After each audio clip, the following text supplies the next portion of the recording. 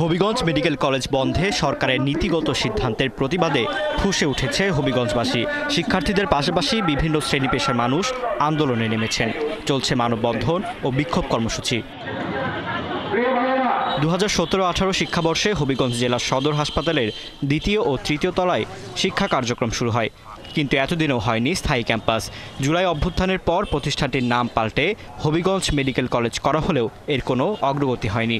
এদিকে সম্প্রতি বিভিন্ন গণমাধ্যমে স্থায়ী ক্যাম্পাসবিহীন হবিগঞ্জ সহ দেশের 6 মেডিকেল কলেজ বন্ধের সিদ্ধান্তের খবরে ক্ষোভ জানিয়েছে জেলাবাসী। পূর্ণাঙ্গ মেডিকেল কলেজে স্থাপন না করে সেটাকে বন্ধ করে দেওয়ার জন্য সিদ্ধান্ত নিল সরকার, যেটা আমরা হবিগঞ্জবাসীরা কখনোই মেনে নিতে পারছি না। এই হাসপাতাল প্রত্যাহার কিংবা বন্ধ করার যে প্রচেষ্টা হচ্ছে, আমরা এর তীব্র প্রতিবাদ জানাচ্ছি। এমন খবরে উদ্বিগ্ন শিক্ষার্থীরাও।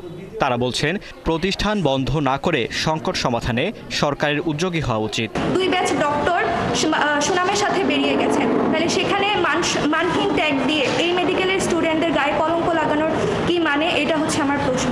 মান উন্নয়ন করার জন্য কি কি পদক্ষেপ নেওয়া দরকার, সেটার বাস্তবায়নই হচ্ছে একটা সরকারের দায়িত্ব হওয়া উচিত। অন্যদিকে হবিগঞ্জবাসীকে সুচিকিৎসা থেকে বঞ্চিত করার ষড়যন্ত্র উল্লেখ করে সম্মিলিত নাগরিক সমাজের নেতারা বলেন, যে কোনো মূল্যে হবিগঞ্জ মেডিকেল কলেজকে রক্ষা করতে হবে। আগামীতে আমরা বড় ধরনের কর্মসূচি আন্দোলনে যেতেছি। হবিগঞ্জ মেডিকেল কলেজ যেন হবিগঞ্জ থেকে যাতে না সরে সেই পদক্ষেপ আমরা নিয়ে রাজপথে নামবো। বিশেষ করে সাধারণ মানুষ যারা গরিব জনগণের স্বার্থে মেডিকেল কলেজটা হবিগঞ্জে থাকা দরকার, প্রয়োজন। আমরা এই